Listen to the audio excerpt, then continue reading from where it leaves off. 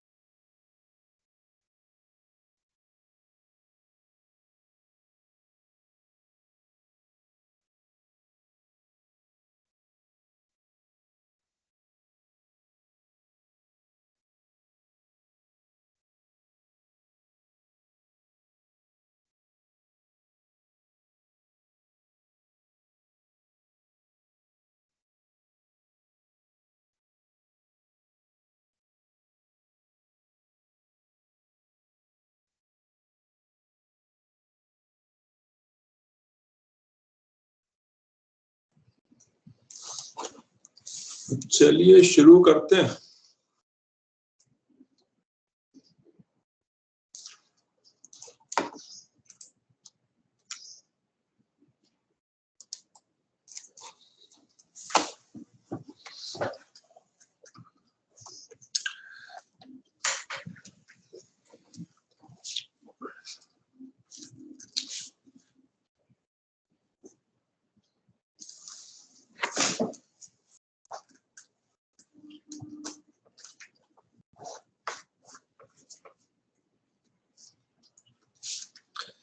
So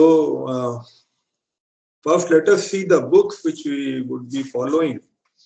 किताबें देख लेते हैं जो हम लोग फॉलो करेंगे। First book is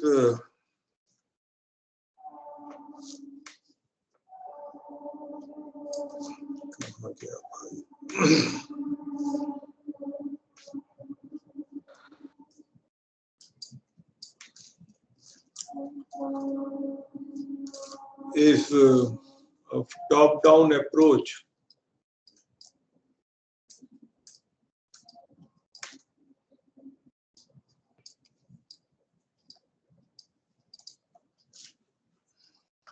By Kuros and Ross.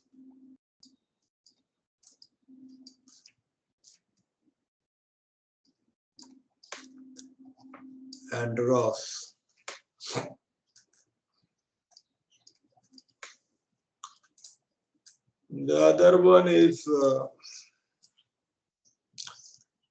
top-down approach. It says the computer network is already added. Computer network. Then computer network, a system approach.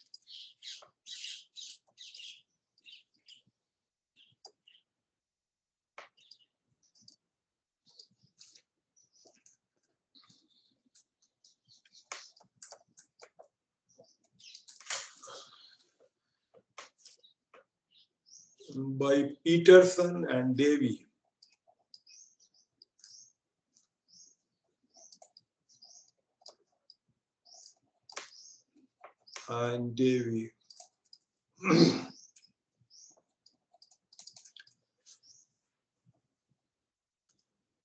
The third one is data communication and networking.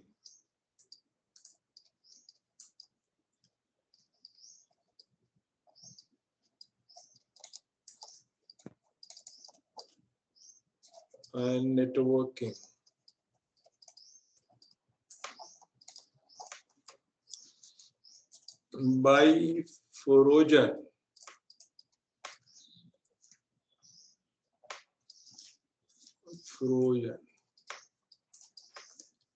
And for practical,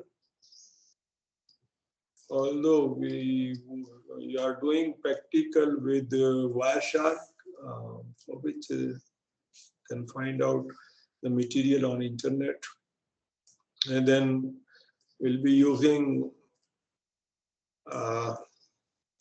Cisco Packet Tracer,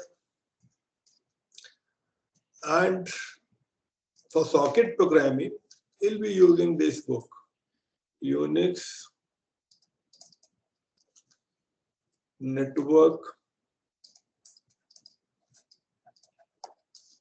Programming.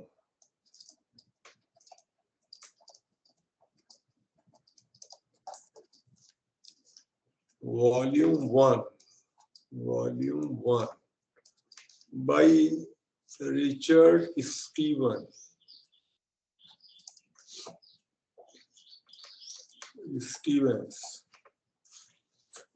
W.R. Stevens. So थोड़ी writing मेरी इसके ऊपर ऐसी आती है, I do not know, not able to write in a very good way on this plate which has been provided for. Anyway, I hope कि कुछ समझ में आ रहा हुआ लिखा हुआ। थोड़ा सा गड़बड़ा जाता है लिखने में, ब्लैक बोर्ड की आदत है, यहाँ पे इसकी नहीं है आदत होती, ट्राइंग लेकिन नहीं सुधर रही writing. Anyway, so these books, mainly will be following this top-down approach, and by Kurov and Ross. Although we are not going to follow the way he has written, which is top-down, in which he used to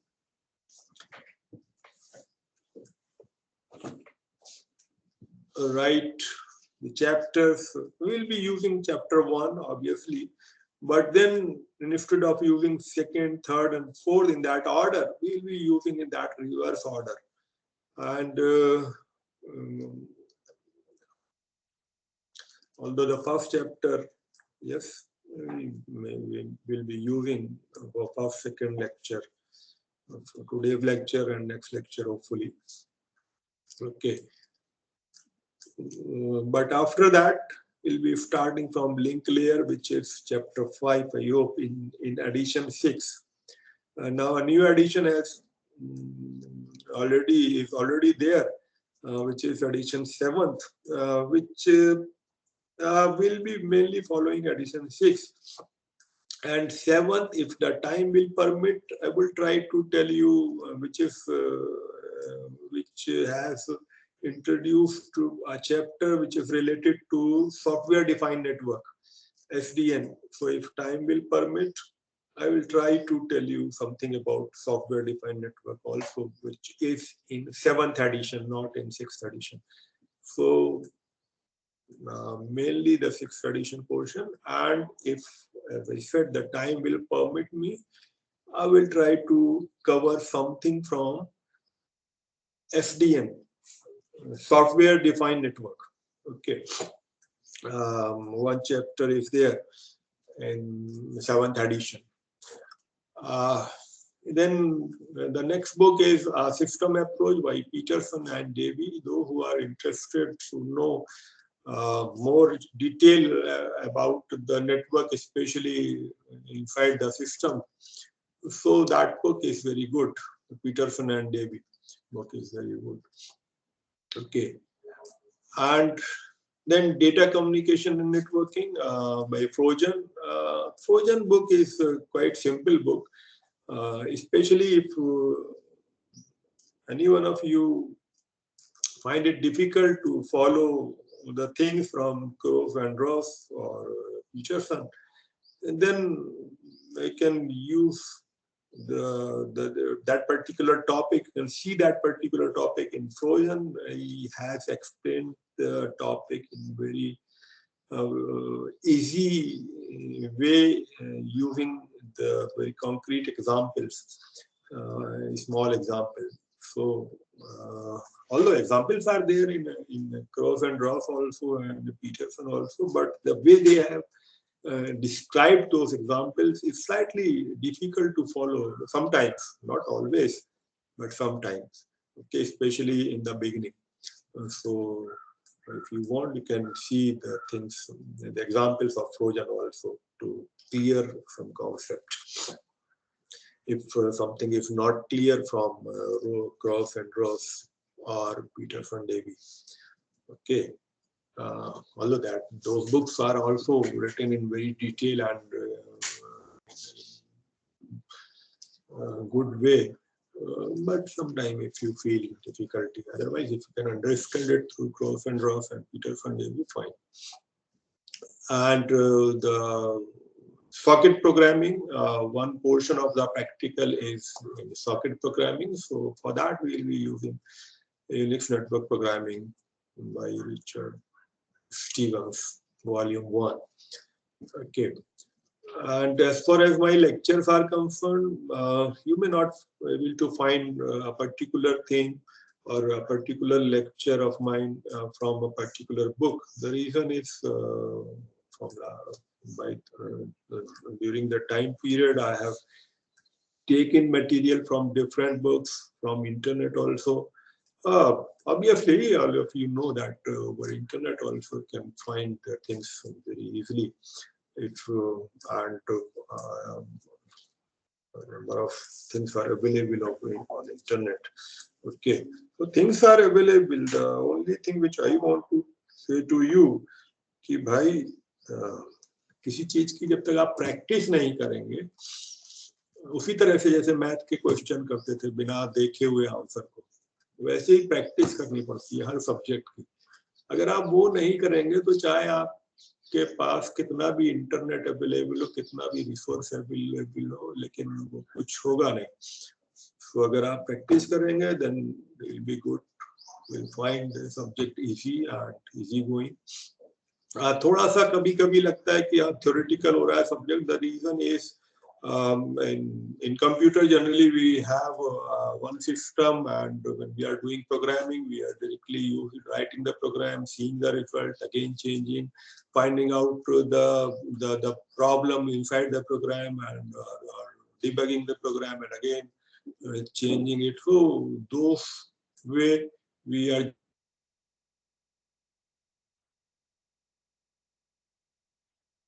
machine में है और वहां चल रहा है।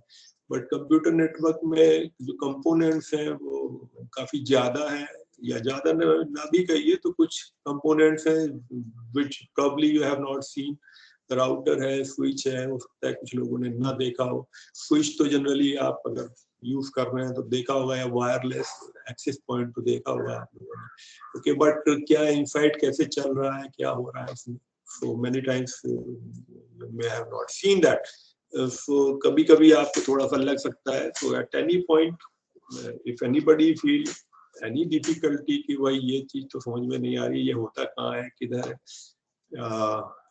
I remember one guy 3-4 years back कि मैं router में कुछ बता रहा था, तो मेरे पास आया बात को लेक्चर के बाद कि सर ये बताइए कि ये पोर्ट होते किधर है इसमें। हमने कहा यार ये अब sometime you may also not, when you are trying to tell to somebody, मैंने क्योंकि देखा है उस चीज को तो मैं उस तरह से बता देता हूँ, लेकिन जिसने नहीं देखा है उसको डिफिकल्टी हो सकती है कि ये इमेजिनेशन करने में कि भाई ऐसे पोर्ट है किधर राउटर में, ये और इधर से इधर कैसे चला जाता है पैकेट, ठीक है ना। तो उस तरह की डिफिकल्टी हो सकती है। Anyway that is always there, क्योंकि सब चीजें हमारे पास अवेलेबल नहीं रहती है। But anyway if you do the practical also seriously, then probably you will be able to get interest in the subject. Okay, so let me start today. And today what I planned, generally तो मैं शुरू में term वगैरह introduce करता हूँ, फिर उसके बाद इस लेक्चर में या अगले लेक्चर में पैकेट ट्रांसफर बताता हूँ।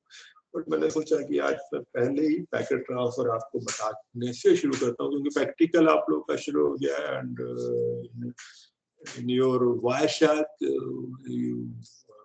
बेसिक आइडिया इज कि भाई आप पैकेट को कैप्चर करेंगे। तो पैकेट ट्रांसफर देख लेते हैं, पैकेट के अंदर क्या क्या होता है generally. Without knowing the subject some of the things you can understand.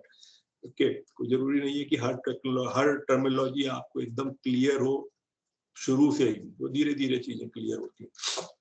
Okay, so first I would be telling you a transfer of the packet from source to destination. I generally used to say कि भाई अगर आप networking में if you can understand how a packet is transferred from source to destination, computer network is all about transfer of a packet from source to destination and then processing of that packet, so that the message which we are trying to transfer, in fact what we do in computer network, we try to transfer a message, whether it is a file, whether it is an image, whether it is a mail, whatever it is we are trying to transfer, whether it is a voice, finally everything is transferred in the form of packets. Okay, so transfer of a packet from source to destination, if you can understand, probably 75% of the computer network you can. And some portion is once the packet reaches to the destination, then what is happening, how we are forming the message out of it. And when we are trying to transfer the packet from the source then how we are forming those packets, right? And when it is reaching to the destination, how the message, how it is transferred to the actual application which is interested in that packet, which is coming from the source. So again, let me try to tell you a basic idea of transfer of packet. During that discussion, I will be trying to tell you some of the terminologies also which have been used.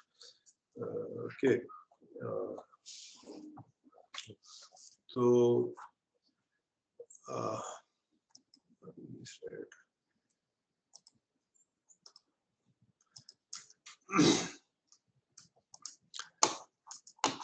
okay, so let us see a figure in which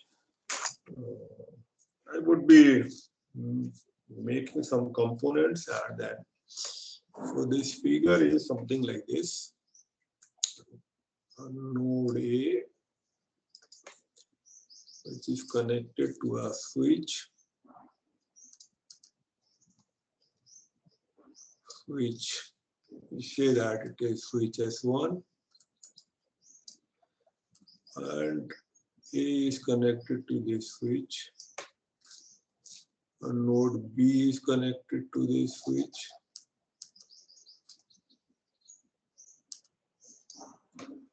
And node C is connected.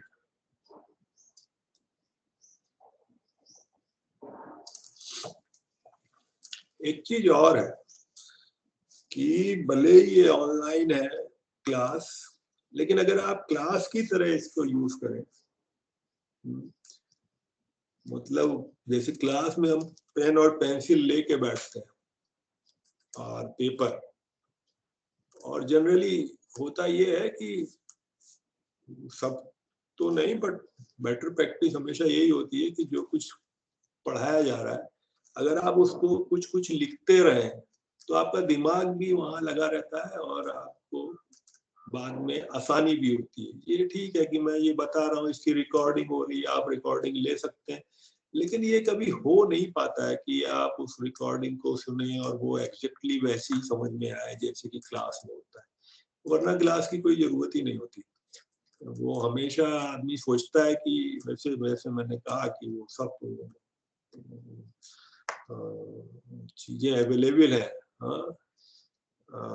एक कहावत है पुरानी कि सकल पदार्थ है जग माही, कर्म ही नर पावत नाही। तो बेटा बात यही है कि अवेलेबल आपके पास सब है, मटेरियल है, बुक है, इंटरनेट पे चीजें अवेलेबल हैं, बिल्कुल आसान तरीके से बताई गई चीजें अवेलेबल है, लेकिन जब तक आप खुद मेहनत नहीं करेंगे तो वो आपका अपना नहीं होगा कभी भी। ये बहुत सिंपल सा आइडिया है और इसीलिए ये सब है। सुन लेने से नहीं होता, खाली सुन लीजिए फिर उसको हाथ से करिए भी। जब आप हाथ से करेंगे उसको, चाहे आप नोट बनाएं, चाहे आप उसको बैठ के कॉन्सेप्ट को जैसे मैथ में क्वेश्चन लगाते थे वैसे करें, या किताब के क्वेश्चन पीछे से करें, तब फिर वो चीज आपके, और फिर प्रैक्टिकल, अगर प्रैक्टिकल करेंगे तब दिमाग में सेट होती है कि हाँ यार ये, तब वो आपकी अपनी हुई। वरना तो नेट पे तो सब है ही, और बुक्स में लिखा हुआ है, नोट्स में लिखा हुआ है लोगों के, चाहे आपको जितना दे दूं उससे कोई फर्क नहीं पड़ता है, क्योंकि I have seen the students कि पूरा का पूरा सब्जेक्ट पढ़ा दिया, उनको मेन टॉपिक भी नहीं पता है, तो वो ये हमेशा ही होगा अगर आप लास्ट डे और आखिर में हमेशा करेंगे और बैठे रहेंगे खाली कि यार, क्योंकि बैठे रहने से खाली और सुनते रहने से नींद आने लगती है थोड़ी देर बाद, और उसका कोई फायदा नहीं होता। ठीक है, मेरा तो काम है तो मैं बताऊंगा ही, लेकिन क्लास में रहते थे तो सामने सामने दिख जाते थे, तो वहां पे, अब यहाँ तो ठीक है, इट्स ऑल अबाउट कितना उसमें से चाहते हैं। तो अगर आप लिखेंगे, मैं भी ये काम कर सकता हूँ कि उठाई स्लाइड और स्लाइड से बताना शुरू कर दिया, खत्म कर दिया। वो मैं भी कर सकता हूँ, मुझे भी आता है वो सब करना, लेकिन मैं कभी करता नहीं, क्योंकि स्लाइड से लगा के पढ़ाने में वो बात आती नहीं है, और कम से कम तुम्हें आ जाती होगी, मुझे नहीं आती, क्योंकि मुझे तुमको पढ़ा रहा हूँ तो मुझे खुद भी कुछ समझ में आ जाता है कि यार ये चीज अच्छा ही है, ऐसे हो गई, इसीलिए ये लिखने विखने का काम सब करता हूँ। और इसीलिए तुम लोगों से भी कहता हूँ कि भाई लिख के करो। हम लोग उसी मशीन के आर्किटेक्चर को जो कि ऑलरेडी है उसे चित्र में बनाया करते थे, तभी वो समझ में आता है कि यार ये है यहाँ पर। ये स्विच था S1 और उसके बाद ये राउटर है R1, और फिर ये राउटर कनेक्टेड है इस राउटर से। इतना सब इसलिए कह रहा हूँ कि पेन और पेंसिल लेके बैठिए और जो उल्टा सीधा बना रहा हूँ, जो समझ में आ रहा है वो लिखिए कुछ, उससे नींद नहीं आएगी, लेक्चर में कुछ कुछ समझ में आता रहेगा। और ये बात को कर लेंगे, जिस दिन इम्तिहान होगा तो वो कुछ होता होगा था नहीं। और एक चीज और बता दूंगा आप लोगों को, पता नहीं कैसे सारे के सारे स्टूडेंट जो हैं, मैं पिछले 2 बार से स्टूडेंट्स का मल्टीपल चॉइस क्वेश्चन बना के दे रहा हूँ, और 20 में से 7, 7.5, इससे ज्यादा एवरेज आ ही नहीं रहा है। आई डू नॉट नो क्यों।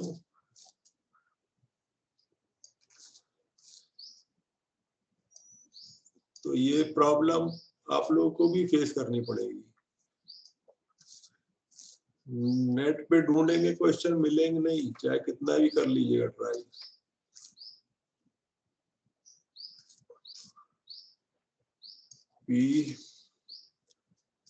अच्छा, ये स्विच S2 हो गया, एंड देन R2 से एक और कनेक्शन है इधर विद द स्विच। स्विच मैंने इसलिए लगा दिया यहाँ पे, पहले जो मैं बताता था एक बस बना के बता देता था। ये S3 हो गया मान लीजिए,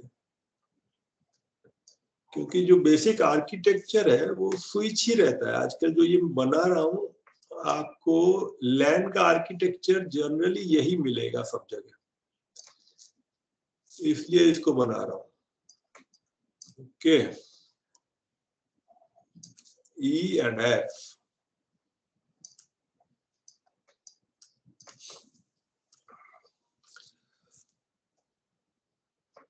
और बाद में मत कहना मुझको कि जब इम्तिहान में सभी के, वो भी जब पास करता हूँ ढूंढ ढांड के तब जाके, पिछली बार और फिर पिछली बार भी यही हाल है कि B+ से ऊपर आता ही मुश्किल से 1-2 लड़कों का है।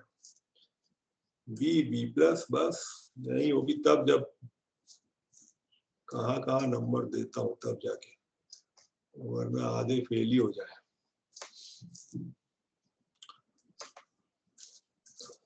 K और J, और ये S4 रख लीजिए, स्विच को S4। Okay, so there are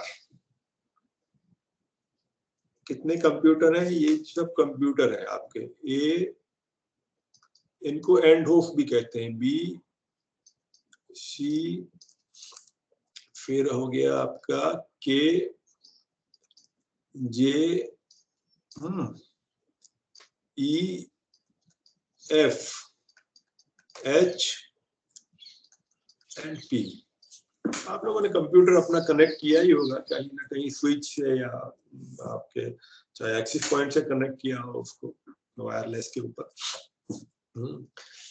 तो केवल वायरलेस वाला पोर्शन मैंने नहीं बनाया है यहाँ पे, वायर्ड है पूरा। ओके, आजकल जनरली एक्सेस पॉइंट भी यूज होता है आपके लैन के अंदर, तो वो पोर्शन मैंने छोड़ दिया है फिलहाल। Okay, so this basic structure in which A, B, C and K, J, E, F, H, P, these are end host, और स्विच जो है वो है S1, S2, S3, S4, ये 4 स्विच है। ओके, और राउटर है, दो राउटर है, R1 एंड R2। ओके, सो इनको आप आईपी एड्रेस भी ले सकते हैं, यहाँ से ए से लेके और पी तक। स्विच का तो आईपी एड्रेस नहीं होता, तो स्विच को नहीं, ये इनको आप आईपी एड्रेस भी कंसीडर कर सकते हैं। जनरली हम लोग जब आईपी एड्रेस लिखेंगे तो वो इस तरह का होता है, कुछ 202.141.55.6 इस तरह से लिखा जाता है आईपी एड्रेस को। 4 पोर्शन रहते हैं, एक पोर्शन का मैक्सिमम वैल्यू 255 रहती है डेसिमल में। Okay, so we generally write the IP address like this. So you can consider this A, B, C, K, J, E, F, H, P IP addresses, different IP addresses. यहाँ 6 है, फिर 7, 8, 9, 10 ऐसे करके। और R1 और R2 इन्हें भी, इनको भी आप IP एड्रेस ले सकते हैं। मान लीजिए ये IP एड्रेस है, और स्विच का कोई IP एड्रेस नहीं होता, इसको मैंने खाली इसलिए अलग लिखा है, S1, S2, S3, S4 ये अलग है। ओके, दो एड्रेस होते हैं किसी भी डिवाइस में जनरली, एक होगा आपका आईपी एड्रेस और दूसरा होता है जिसको बोलते हैं हम हार्डवेयर एड्रेस और MAC address. Okay, MAC address बोलते हैं या हार्डवेयर एड्रेस बोलते हैं, हार्डवेयर एड्रेस, और या फिजिकल एड्रेस भी कभी कभी बोलते हैं, फिजिकल एड्रेस। ओके, तो ये दूसरा एड्रेस होता है जो कि जनरली जो इंटरफेस लगा होता है मशीन में, जो नेटवर्क इंटरफेस होता है मशीन में एक आप हर मशीन में एक नेटवर्क इंटरफेस कार्ड लगा होता है, NIC। पहले तो network interface card old days में अलग से आता था, and that card was putted into a slot separately. आजकल टेक्नोलॉजी इंक्रीज होने से क्या हुआ है कि network interface card is embedded into the motherboard of the machine.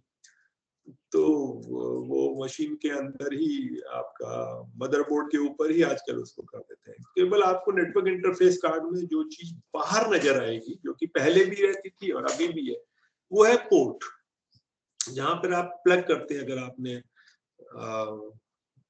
Wire connect किया हो मशीन में अपनी कभी, तो जैसे टेलीफोन का वायर होता है और उसका जो कनेक्टर होता है कुछ कुछ उसी तरह का होता है, RJ45 कनेक्टर बोलते हैं उसको।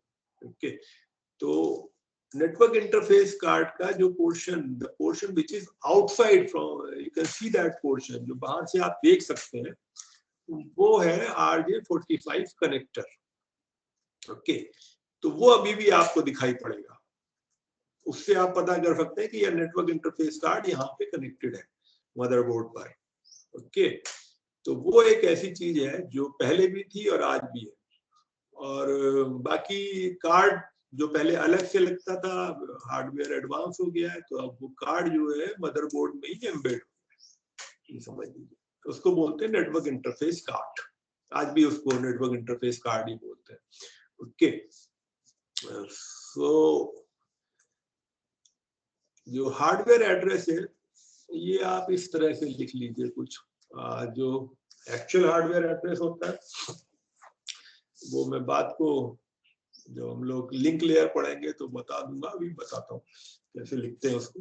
फिलहाल आप ऐसे मान लीजिए कि ए का हार्डवेयर एड्रेस है 500, सपोज कर लीजिए, बी का है 600, सी का है 700। ओके, ये हार्डवेयर एड्रेस है। स्विच का कोई हार्डवेयर एड्रेस अपना नहीं रहता है। तो राउटर का R1 का मान लीजिए है 1000 और R2 का है 1100।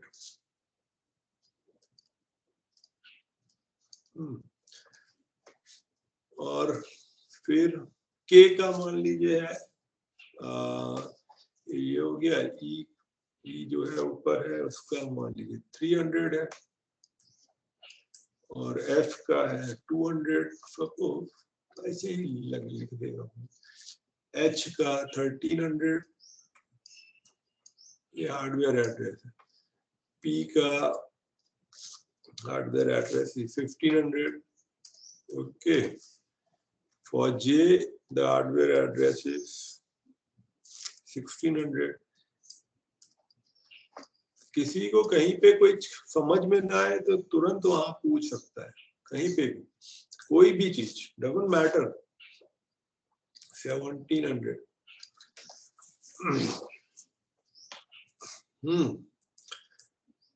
तो जो हार्डवेयर एड्रेस है वो ये है आपके 5, 200, 300, 500, 600, 700, उसके बाद 1000, 1100, 1000, और फिर आपका 1300, 1500, 1700, 1600, 1700 ना। These are hardware address. Generally, actually ये तो मैंने ऐसे लिख दिया जिससे आपको समझने में दिक्कत ना हो। जैसे ऊपर आईपी एड्रेस बताया था, ये इस तरह से लिखा जाता है एक्चुअल में आईपी एड्रेस को। इसी तरह से जो हार्डवेयर एड्रेस है, हार्डवेयर एड्रेस को हम जनरली लिखते हैं इस तरह से, A2 colon E5F, something like this, 5264 7A, कितने हो गए? 1 2 3 4 5, एक और। ये हेक्साडेसिमल वैल्यू है, ये 1 बाइट है।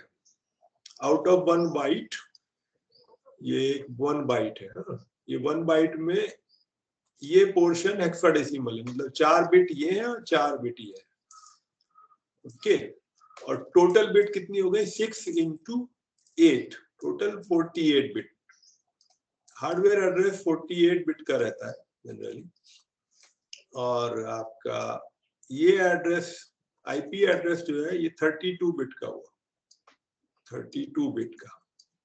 ये देखिए यहाँ पे 8 बिट का की वैल्यू है, 8 बिट की जो मैक्सिमम वैल्यू हो सकती है वो 255 हो सकती है। पहली बिट की वैल्यू अगर 0 ले लें तो 0 से 255, तो एक पोर्शन 255 तक, दूसरा पोर्शन डॉट के इधर, डेसिमल नहीं है ये, डॉट है, तो डॉट, फिर 141, फिर 55, तो ये, और ये 6, तो 8 बिट के हैं, 8 × 4 32 बिट का होता है।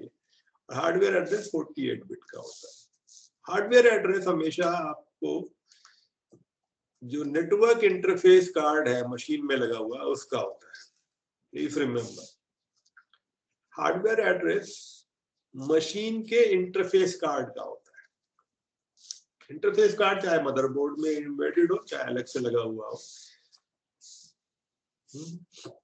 सर्वर्स में देखेंगे तो इंटरफेस कार्ड अभी भी कई जगह अलग से लगा हुआ मिल जाएगा आपको। जो आपके डेस्कटॉप है या लैपटॉप है उनमें तो नहीं मिलेगा आप अलग से लगा हुआ। अगर खोल के देखेंगे तो सर्वर के अंदर अभी भी आपको अलग से लगे हुए इंटरफेस कार्ड मिल जाएगा। तो hardware address is of interface card, और आईपी एड्रेस भी एक्चुअली हार्डवेयर एड्रेस के साथ मैपिंग होती है। तो हमने जब कोई मशीन का अगर ये हार्डवेयर एड्रेस है, या यहाँ पर हमने लिखा 700A का जो हार्डवेयर एड्रेस है, ये ए का जो हार्डवेयर एड्रेस है वो 500 है, और आईपी एड्रेस है ए, तो ए और इन दोनों की मैपिंग होती है। तो एक ही इंटरफेस कार्ड का hardware address is this and IP address is this, और दोनों ही को हम कहते हैं कि मशीन का एड्रेस है। यूजुअली जनरली जब हम बात करेंगे देन वी से दिस हार्डवेयर एड्रेस, इस मशीन का हार्डवेयर एड्रेस ये है और मशीन का आईपी एड्रेस ये, but actually that hardware address and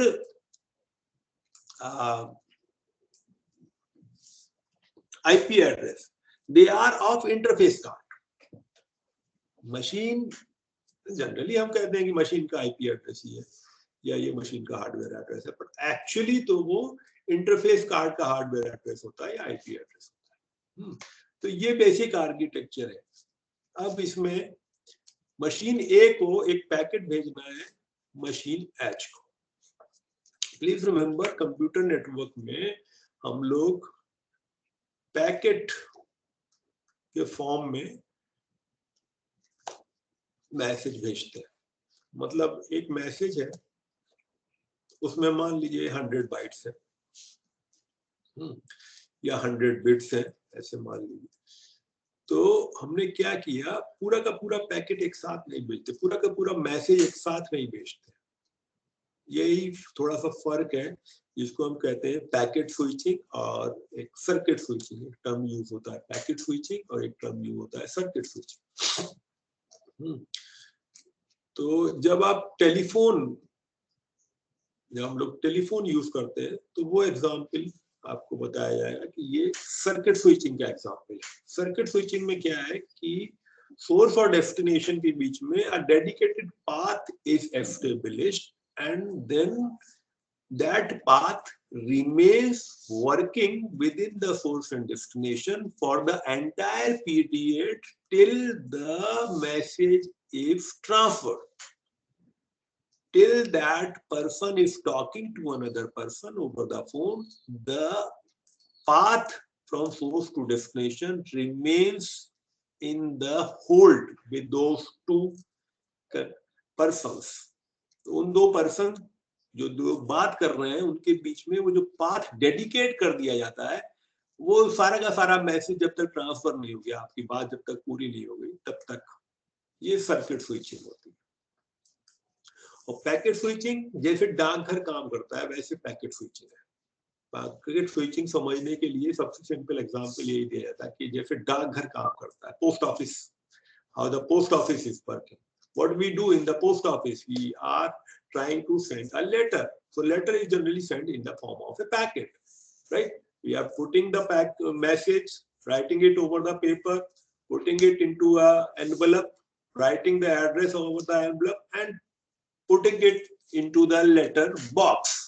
And then a person is coming from the post office, he is collecting those packets. Then in the post office, what is happening? They are forming the packets, separating the packets, and then forming a bigger bundles of those on the basis of their destinations. Like some packets have to go to Delhi, some packets have to go to Lucknow, some packets have to go to Chennai, right? So they are forming these three packets, bigger packets, and then trying to send those three packets separately. And then once the packet reaches to Lucknow or Delhi, or those bigger packet bundle of packet reaches to Chennai, then at that place they are opened by the local post office, right? Separated, and then try to find out ki theek hai, inside the Chennai, which in which particular street, in which particular area that is to be transferred. Okay, so this is how it happens. It means that if you see the path, if you try to find out the path, there is post office, and then they are trying to send folks. हाँ बेटा बताओ, एक minute.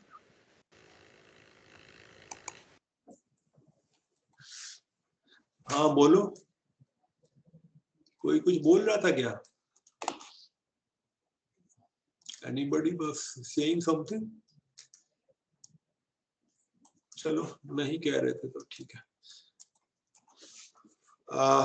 Okay, so computer में, in computer we use packets.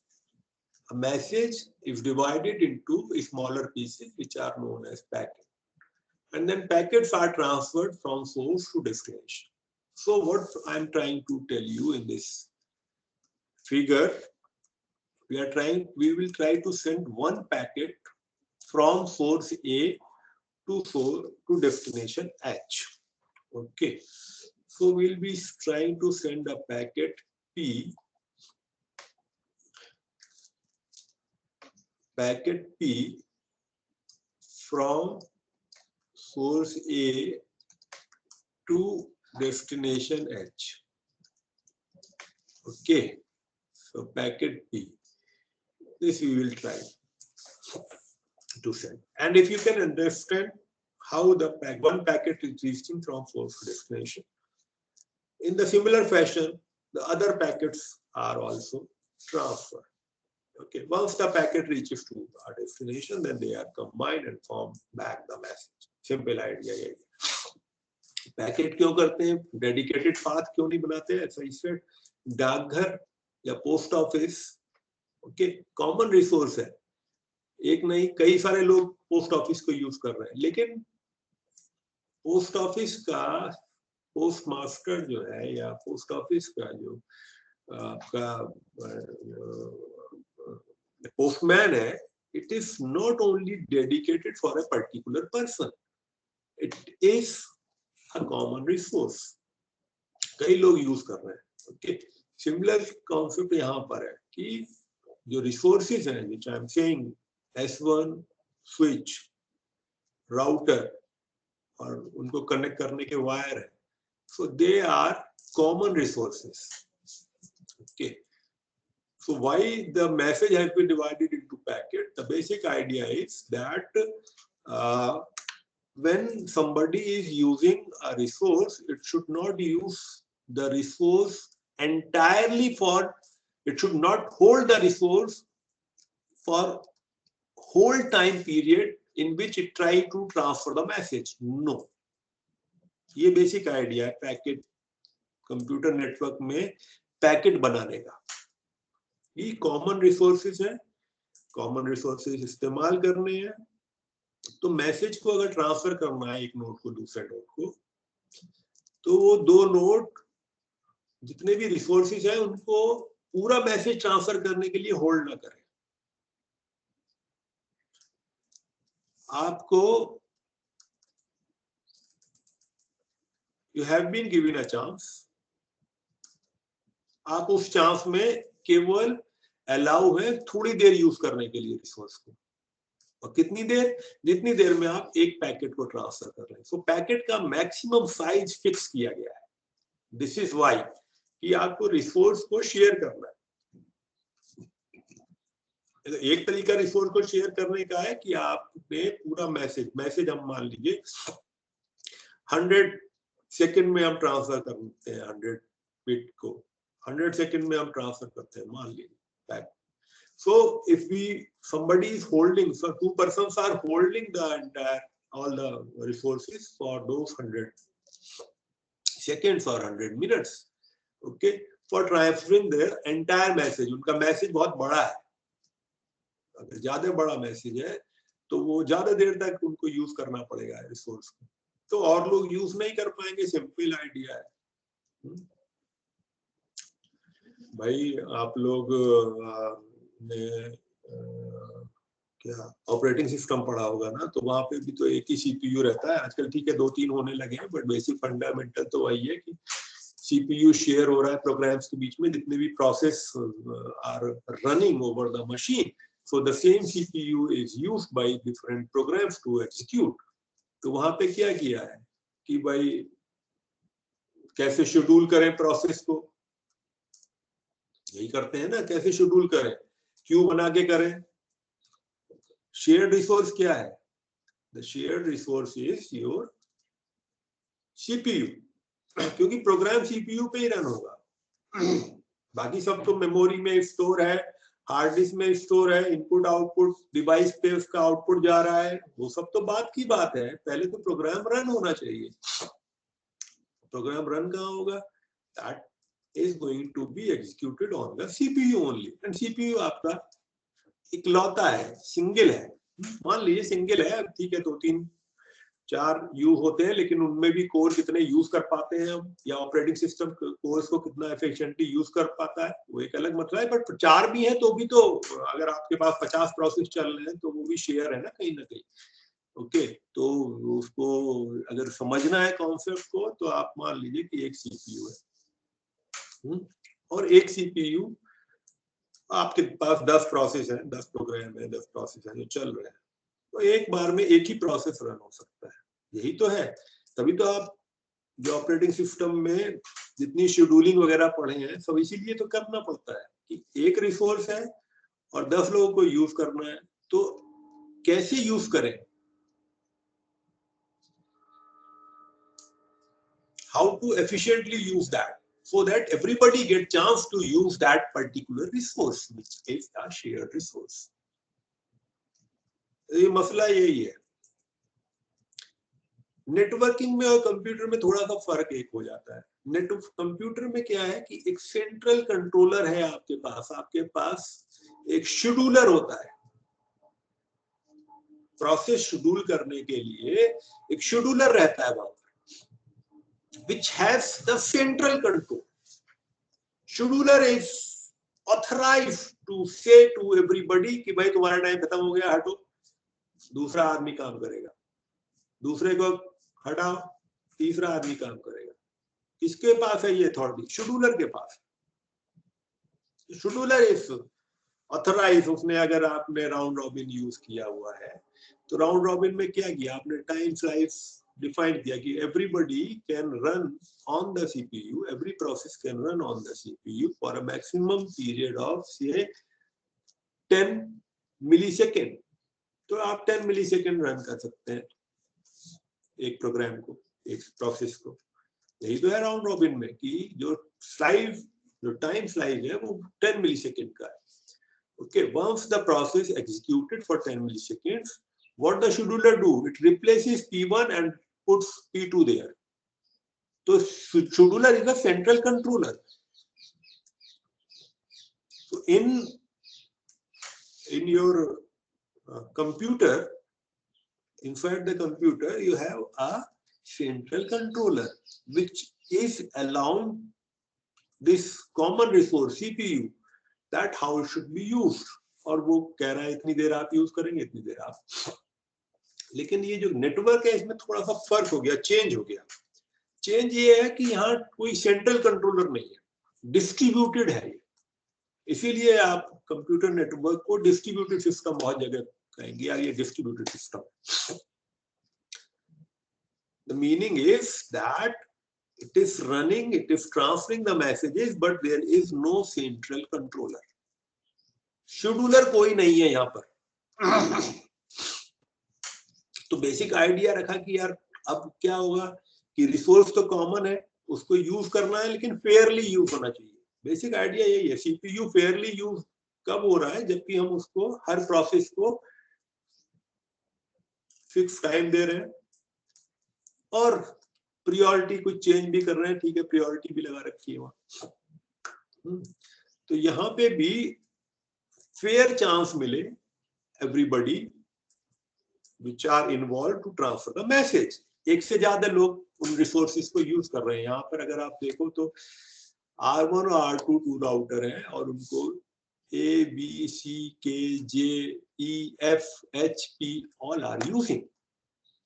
Okay, तो resource को थोड़े time के लिए यूज कर पाए, जब भी उसको चांस मिले ट्रांसफर करने का, उसके लिए क्या हुआ कि भाई आप एक मैक्सिमम साइज डिफाइन कर दीजिए पैकेट का, कि जब आप भेजेंगे so you can send only one packet. जब आपको एक चांस मिलेगा भेजने का तो आप एक ही पैकेट भेज सकते हैं। That's it.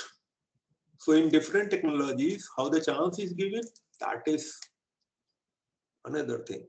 Okay, but once anybody get a chance, it can only transfer one packet. फिर दूसरा पैकेट ट्रांसफर करिए, फिर तीसरा। अगर आपका मैसेज बड़ा है, आपके ज्यादा पैकेट आपको लगेंगे, ज्यादा चांस चाहिए, देर लगेगी। किसी का मैसेज छोटा है तो उसके कम पैकेट बनेंगे। So it can, so resource को शेयर करने का बेसिक आइडिया पैकेट है। इंटरनेट के रिसोर्स को शेयर करने का, इंटरनेट या नेटवर्क जो है कंप्यूटर का, वो शेयर्ड रिसोर्स है। और shared resource properly Fairlie use हो, इसलिए पैकेट इवॉल्व हुआ है, इसलिए पैकेट का आइडिया है। ओके, और आप देखेंगे डिफरेंट टेक्नोलॉजी जो नेटवर्क में यूज होती है उनके अंदर पैकेट का साइज मैक्सिमम साइज इसलिए डिफाइन किया जाता है कि भाई जिससे कि, तो अब हम लोग, ये तो वही पैकेट की बात, क्यों पैकेट है किस लिए, अब जरा ट्रांसफर करके देख लें, जो कि जो शुरू किया था जहां से।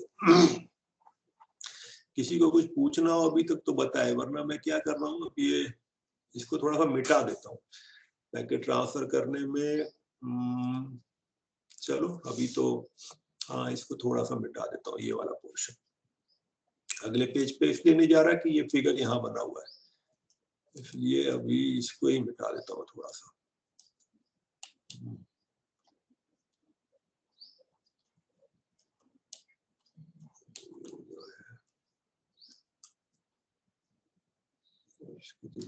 सर हाँ बताओ बेटा। Sir, will you cover switch and router later? हाँ हाँ, अरे स्विच और राउटर ही तो बताने में पूरा नेटवर्क चला जाएगा। ओके है ना, ये तो आज मैं केवल शुरू में इसलिए बता रहा हूँ कि क्योंकि तुम लोग का प्रैक्टिकल भी है ना, और ओके एक बेसिक आइडिया जनरली मैं शुरू में बताता हूँ, लेकिन सेकंड या थर्ड लेक्चर में बताता हूँ इस पैकेट ट्रांसफर को थोड़ा सा और टर्मिनोलॉजी से एक्सप्लेन करने के बाद। बट एनीवे वेबसाइट की टर्मिनोलॉजी जहां जहां आएगी इसमें बताता रहूंगा थोड़ा थोड़ा, और ओके है ना। और हाँ, वो राउटर स्विच और बाकी सब बाद में, ये एक तरह से समझ लीजिए कि थोड़ा सा ब्रीफ आइडिया है, और बहुत सारी चीजें समझ में नहीं आएंगी, डजंट मैटर।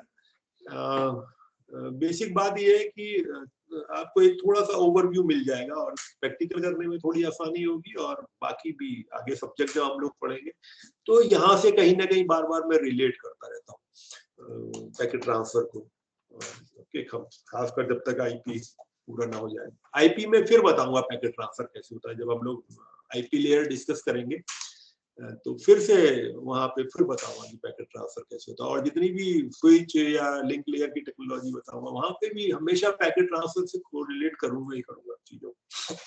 एनीवे, तो हाँ डिटेल में हम लोग देखेंगे राउटर और स्विच बाद में।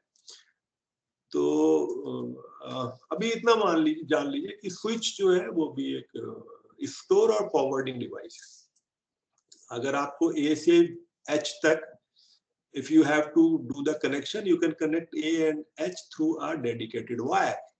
But the difficulty is, अगर dedicated wire हम use करेंगे तो difficulty ये आती है कि देखिए क्या होगी फिर, सॉरी ये गड़बड़ है। अगर डेडिकेटेड वायर यूज करेंगे तो हमें क्या परेशानी आएगी, इसलिए हमने ये स्विच और राउटर बीच में लगाया है। स्विच और राउटर बेसिकली एक्सटेंशन के लिए है। एक्चुअली क्या होगा, मान लीजिए आप, अलग से ऐसे बता देता हूँ, देखिए आपने ए को कनेक्ट किया एक दूसरी डिवाइस एच से, मान लीजिए डायरेक्ट कनेक्शन कर लिया, लेकिन भाई बहुत सीधी सी बात है, हम लोग सड़क पे चलते हैं, अब ये तो नहीं हो सकता ना कि एक आदमी के घर से दूसरे आदमी के घर तक सारी डेडिकेटेड सड़कें बनाते हैं, नहीं होता, ये प्रैक्टिकली पॉसिबल नहीं है। यही बात है कि आप एक से एच तक एक वायर से आपने कनेक्शन कर लिया, अब एक को दूसरे से कनेक्शन करना है तो मान लीजिए बी से कनेक्ट कर दिया, और एच को भी बी से कनेक्ट करना है तो ये एक वायर और चाहिए, फिर आपने सी से भी कनेक्ट करना है ए और एच और बी को, तो आप एक एक वायर डेडिकेटेड अगर लगाएंगे तो ये परेशानी है भाई। ये देखिए एक आपने डेडिकेटेड वायर लगा दिया और एक एच तक लगा दिया, तो ये अलग अलग सबका कनेक्शन हो गया, बट ये मुश्किल काम है, बिकॉज कि एक तो आपको वायर बहुत चाहिए और वायर अगर मान लीजिए चाहिए भी तो ए से और एच के बीच की डिस्टेंस जैसे जैसे बढ़ेगी तो वायर, एक सिंगल वायर काम नहीं कर सकता कभी भी। A से H तक, the moment the distance start increasing, single wire cannot work, because whenever you are trying to transfer a signal, finally signal is what? It is either 0, either 1 और 0। अगर हम नेगेटिव से 0 को डिनोट करें तो या तो 0 है तो 1 है। अब जैसे जैसे वायर के ऊपर ट्रेवल करेगा सिग्नल, डिस्टेंस बढ़ेगी तो नॉइज बीच में जो ऑब्स्ट्रक्शन है, medium always give some resistance. यही तो है, इलेक्ट्रिसिटी जब ट्रांसफर होती है तो बीच बीच में चीजें लगानी पड़ती है ना हमें, जिससे कि ट्रांसफार्मर लगाते हैं ना बीच में हम, क्योंकि वरना वो पहुंचती नहीं है वहां तक। सिमिलर केस है यहाँ, तो हम जो ट्रांसमिशन कर रहे हैं फाइनली 0 और 1 ट्रांसमिट कर रहे हैं। डिजिटल इलेक्ट्रॉनिक्स वाला एक कोर्स हुआ करता था, क्या कम्युनिकेशन फंडामेंटल पढ़ा होगा ना आप लोगों ने। तो एक वायर पे ट्रांसमिशन नहीं हो सकता, क्योंकि 1 अगर आपकी डिस्टेंस बढ़ती जाएगी तो 1 हो सकता है जब एच तक पहुंचे तो वो इतना डिटोरिएट हो जाए कि H can not find out कि ये 1 है या 0 है, ये है क्या signal. So what has been done, एक डिवाइस बीच में लगाई, इसको हम चाहे कहें स्विच है ये मान लीजिए। तो यहां से यहां तक थोड़ी डिस्टेंस पे जाके स्विच तक पहुंचा, उसके कहा ये ठीक है 1 है, तो उसने 1 को स्टोर किया और 1 को रिप्रोड्यूस किया दोबारा से और फिर आगे भेजा। तो एक यूज तो यही है, जो इंटरमीडिएट डिवाइस हम स्विच या राउटर यूज कर रहे हैं, कि वो उनको हम बोलते हैं स्टोर एंड फॉरवर्ड डिवाइस।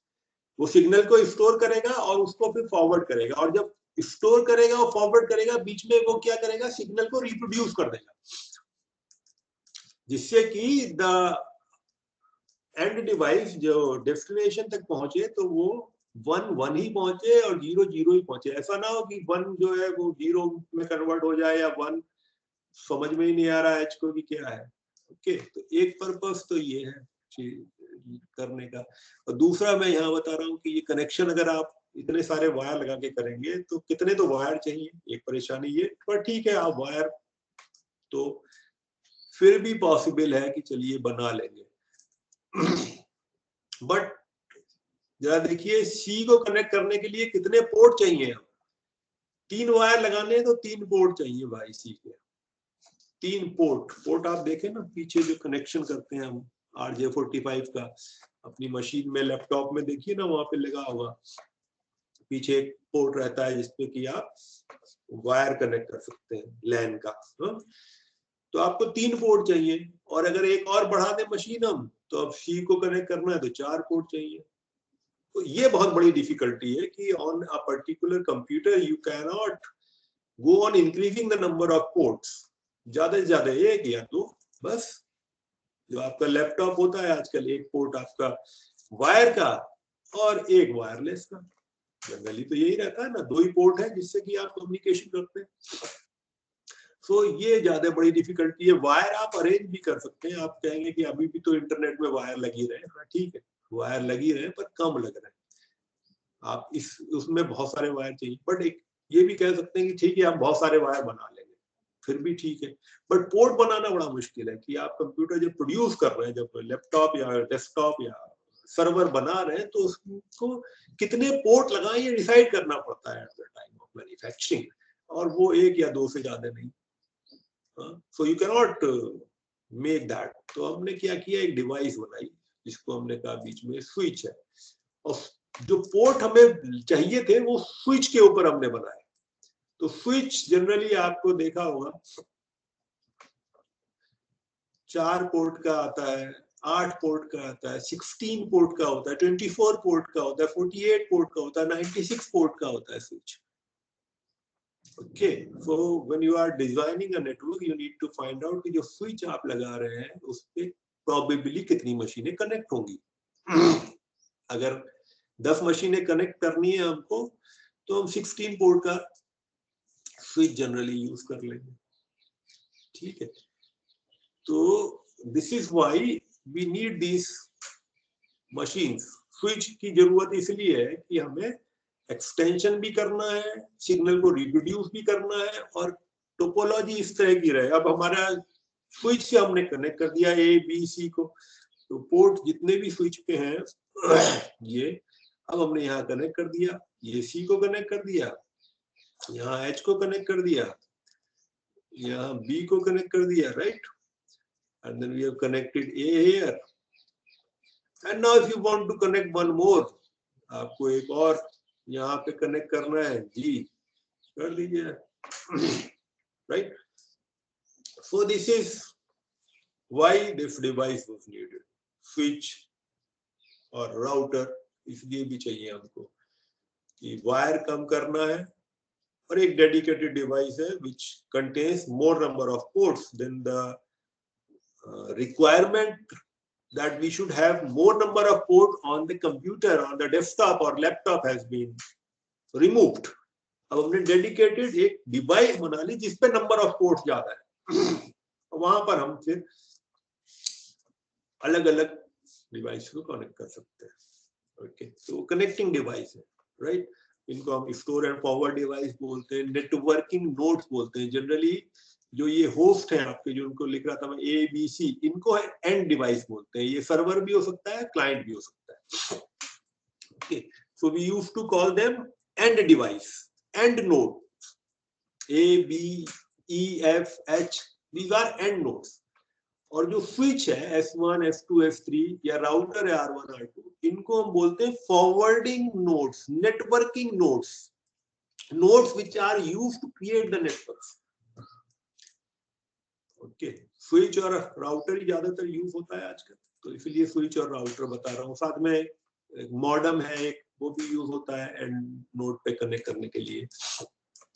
आजकल एक्सेस पॉइंट भी बहुत यूज होता है। ओके, तो ये नेटवर्किंग डिवाइसेस है। आप एक्सेस पॉइंट से भी 8, 10, 15 नोड को कनेक्ट कर सकते हैं। ओके, तो ये नेटवर्किंग डिवाइसेस है, स्टोर एंड फॉरवर्डिंग का काम करती है जनरली। ओके, तो फिर वापस आए, देख ले पैकेट ट्रांसफर को। इसको फिर से मिटा दूं भाई जरा सा मैं।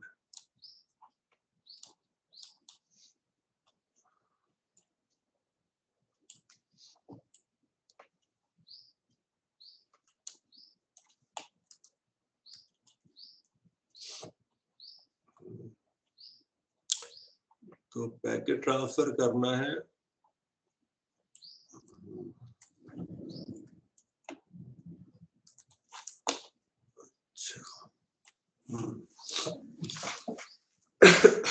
sorry, so we have to transfer a packet P from node A to H. Okay, so what happens at node A? There are you can think of कि ये ट्रांसफर जब भी हम पैकेट ट्रांसफर कर रहे हैं, so there are different type of things or work which are involved. So we have divided that work into smaller modules. तो एक मॉड्यूल को बोलते हैं हम लिंक लेयर और एक को बोलते हैं नेटवर्क लेयर या IP लेयर। ओके, उसको बात को पढ़ेंगे। तो लिंक लेयर और नेटवर्क लेयर में राउटिंग या IP लेयर पे राउटिंग का काम मेन होता है। ओके, और लिंक लेयर क्या करता है, एक नोड से दूसरी नोड तक पैकेट ट्रांसफर करने का काम जनरली करते हैं। तब एक नोड उससे इमीडिएटली कनेक्टेड जो दूसरी नोड है, वहां पर when we are trying to supply the packet from one node to another node which are immediately connected to the next node, then link layer is involved। और जो हम कहते हैं कि ये अलग काम है। और एक दूसरा काम है कि A, from A we have to send the packet to H, so we need to know the path and we need to send the packet along that path।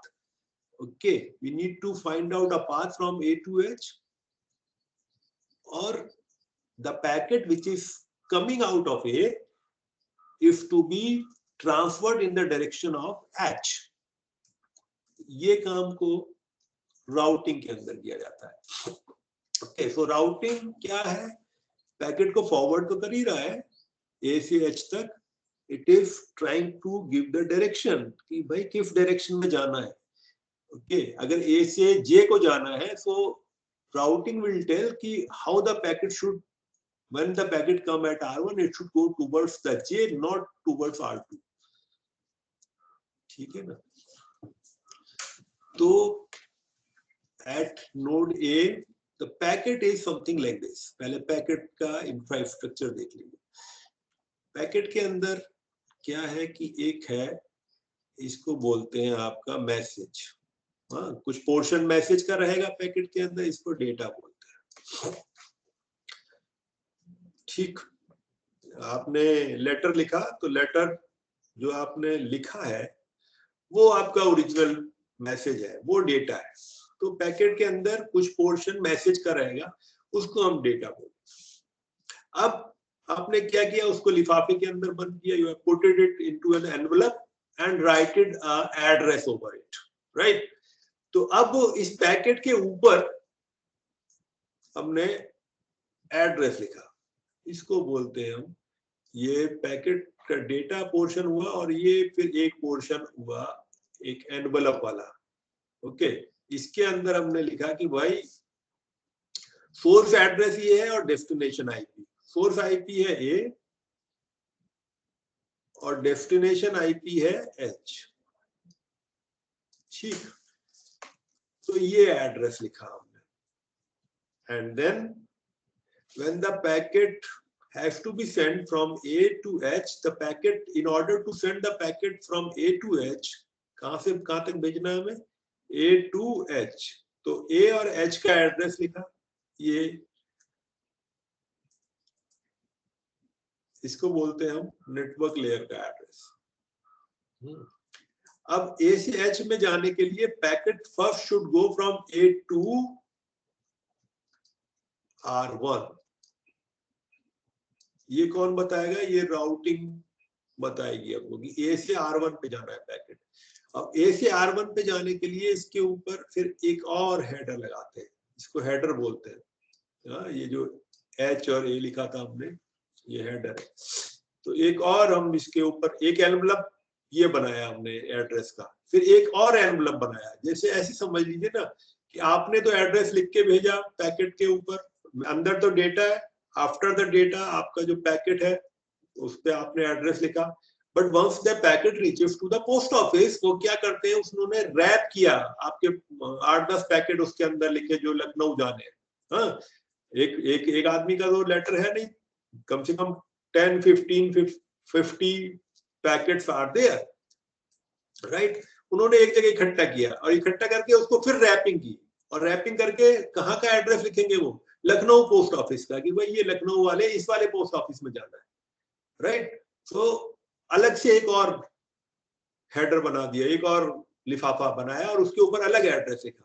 Similar case यहाँ पर है कि आपने इसको फिर से एक हेडर लगाया, एक और लिफाफा जनरेट किया, एंड इन दिस, ये लिखते वक्त क्या होता है कि इसका ये कर्सर इधर उधर चला जाता है। हाँ, so now from A the packet has to go to R1। तो अब R1 और A में जा रहा है, इसको थोड़ा सा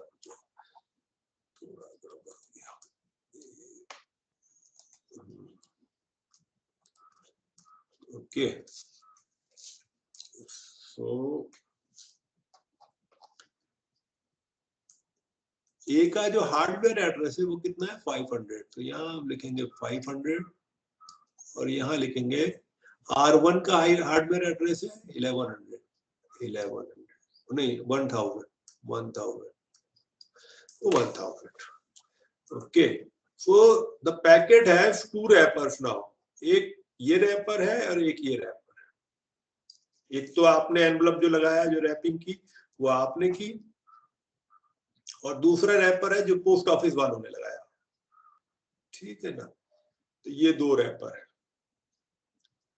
इसको बोलते हैं हम लिंक लेयर का रैपर, लिंक लेयर का, और ये है आईपी लेयर का या नेटवर्क लेयर का। आईपी लेयर को नेटवर्क लेयर भी बोलते हैं। क्या है नेटवर्क लेयर और लिंक लेयर, ये बात की बात करें। Okay, so from A, at A, this is the packet. At A, the packet contains data and this header. Who puts that header? A puts that header कि packet को H पे जाना है और A से जाना है। Source address A, destination address, अब मैं सोर्स और डेस्टिनेशन की बात करूंगा। ओके, सोर्स आईपी और डेस्टिनेशन आईपी। ये होगा। नाउ ए के अंदर जो राउटिंग टेक्निक है वो बताती है कि ए से पैकेट एच पे जाना है। जाने के लिए packet should go to R1। तो जब R1 को जाना है पैकेट, सो नाउ पैकेट जाएगा कैसे?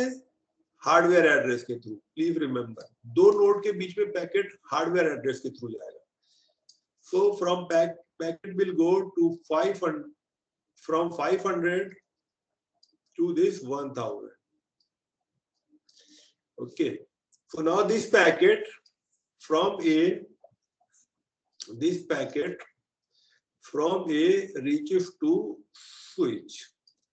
ये पैकेट बनाया यहाँ पर, ये पैकेट था आपका डेटा, और डेटा के ऊपर A और H डेस्टिनेशन H और और इसके ऊपर ये हार्डवेयर एड्रेस 500 से जा रहा है। सोर्स हार्डवेयर 500, डेस्टिनेशन हार्डवेयर हो गया 1000। प्लीज रिमेंबर, स्विच का हार्डवेयर एड्रेस यूज नहीं किया जाता है। राउटर का हार्डवेयर एड्रेस यूज होगा, स्विच का नहीं। वो क्यों होगा, वो वहां पे लिंक लेयर पे देखेंगे। ओके, स्विच का यूज नहीं होगा। तो from A, in order to go to the packet to R1, what happens, the packet goes to switch. यहाँ स्विच पे आता है पैकेट, यहाँ आ गया। और स्विच क्या करता है, स्विच के पास एक टेबल रहती है। स्विच के पास एक टेबल रहती है, वो ये उसमें पोर्ट नंबर रहते हैं। ये पोर्ट नंबर P1 है, ये P2 है, ये P3 है, और ये P4 है। तो इसमें रहता है कि भाई P4 पे अगर पैकेट जाना है, अगर ये वाला पैकेट है जिसका डेस्टिनेशन 1000 है, तो इसको P4 पे भेज दो स्विच के अंदर। तो पैकेट स्विच पर आया, और now switch process that packet and send the packet to P4, यहाँ P4 पोर्ट पे, क्योंकि डेस्टिनेशन एड्रेस क्या है, 1000 है। तो स्विच जो है वो हार्डवेयर एड्रेस के ऊपर काम करता है, आईपी एड्रेस के ऊपर काम नहीं करता। स्विच पैकेट को केवल यहीं तक बोलता है। इतना पोर्शन जो ये हार्डवेयर वाला पोर्शन है, ये है ना, जो पोस्ट ऑफिस ने जो रैपर लगाया है, वो उतने ही तक मतलब है स्विच को। पोस्ट ऑफिस वाला काम करता है स्विच। ऊपर वाला रैपर देखा और बस ठीक है भाई, ठीक है। तो पैकेट को आपने R1 पे भेजना है। उसने कहा कि ठीक है, लखनऊ तक भेजना है पैकेट को, उसका हार्डवेयर एड्रेस ही है। So this is the hardware address. तो पैकेट रीचेस टू R1। अब R1 पे पैकेट आ गया, और पैकेट था क्या, ये था D, और ये A, ये H हार्डवेयर एड्रेस डेस्टिनेशन, ये सोर्स एड्रेस। और इसके बाद ये पोर्शन और लगा हुआ था इसमें पैकेट में, सोर्स एड्रेस 500 और डेस्टिनेशन 1000। तो 1000 पे आ गया पैकेट। अब ये राउटर क्या करता है, इस पोर्शन को हटा देता है। देखिए, ये पोर्शन हटा दिया, और अंदर पैकेट के क्या बचा, ये पोर्शन बचा, केवल D डाटा और A और H। आपका ये H है डेस्टिनेशन हार्डवेयर, और ये सोर्स हार्डवेयर। कहीं पे मैंने A को शुरू में, A को आगे लिख दिया, उसको हटा दीजिएगा, A को पीछे रहने दीजिए। डेस्टिनेशन जनरली आगे रहता है। ओके, और ये वाला जो ऊपर वाला रैपर था, that has been removed by R1। अब राउटर क्या ढूंढता है कि भाई पैकेट H को भेजना है। So should I send the packet, दो पाथ है राउटर से, इधर है और इधर है। ओके, तो ये रूटिंग का काम है, ये ढूंढना कि in order to send the packet to H, should I send through this path, ये वाला एक पाथ है जो कि R2 की तरफ जा रहा है, या इधर S4 की तरफ। Okay, so it selects this path. कैसे सेलेक्ट करना है वो हम लोग राउटिंग में देखेंगे, ठीक है। बट किसके बेस पे करता है, आईपी के बेस पे। डेस्टिनेशन डायरेक्शन जो है वो हमेशा आईपी से मिलती है। एक बार ये डिसाइड हो गया R1 में के अंदर कि now the packet has to be send to R2. Next hop कौन सा है? R2 है. तो in order to send the packet to H it should be transferred to R2. ये डिसाइड हो गया. इतना डिसाइड होने के बाद ये राउटिंग का काम है. नाउ R1 क्या करता है, इस पैकेट को R2 को भेजने के लिए उसका हार्डवेयर एड्रेस उसके ऊपर लगाएगा, दोबारा से रैपिंग करता है. ये post office to post office transfer समझ लीजिए आप कि मेन ऑफिस में चला गया, मेन ऑफिस से फिर जो लोकल एरिया का ऑफिस है वहां भेजने का काम कर रहा है. ये हार्डवेयर है, ऊपर वाला रैपर केबल देख रहा है, कर रहा है. ओके, तो अब इसके ऊपर R1 ने फिर क्या किया, यहाँ पे फिर से अटैच किया हार्डवेयर एड्रेस. अब सोर्स का क्या हो गया, R1 का खुद का, R1 का सोर्स हार्डवेयर एड्रेस क्या है 1000. तो सोर्स एड्रेस 1000 लगाया, सोर्स हार्डवेयर, और डेस्टिनेशन हार्डवेयर कितना हो गया 100, 1100 ये. और इस पैकेट को यहां इस वायर के through transferred here, and now packet reaches on R2. R2 पे जो पैकेट रीच हुआ वो ये है क्या कि डेटा पोर्शन है, उसके बाद H है डेस्टिनेशन और सोर्स है A. और इसके अंदर जो लगे हुए थे ये दो, एक था सोर्स का 1000 और डेस्टिनेशन का था कितना 1100. तो इस पोर्शन को राउटर R2 का इसको रिसीव करके इसको हटा देता है. ये पोर्शन जो कि जिसको हम बोलते हैं लिंक लेयर का पोर्शन है, हार्डवेयर एड्रेस वाला पोर्शन, वो हर स्टेप पे हट जाता है. तो राउटर हटाता है उसको, स्विच नहीं हटाता. स्विच खाली फॉरवर्ड करता है हार्डवेयर एड्रेस देख के, और राउटर का काम ये है कि वो प्रोसेसिंग करता है, उसको हटाएगा ऊपर वाले रैपर को, फिर अंदर ढूंढेगा कि क्या है H और A. H डेस्टिनेशन आईपी और ये सोर्स आईपी. तो डेस्टिनेशन आईपी H है. नाउ R2 विल डिसाइड कि इसे F3 की तरफ को भेजे, एक पाथ ये है यहाँ और एक पाथ ये है, या इधर भेजे. तो H है, H is connected here directly.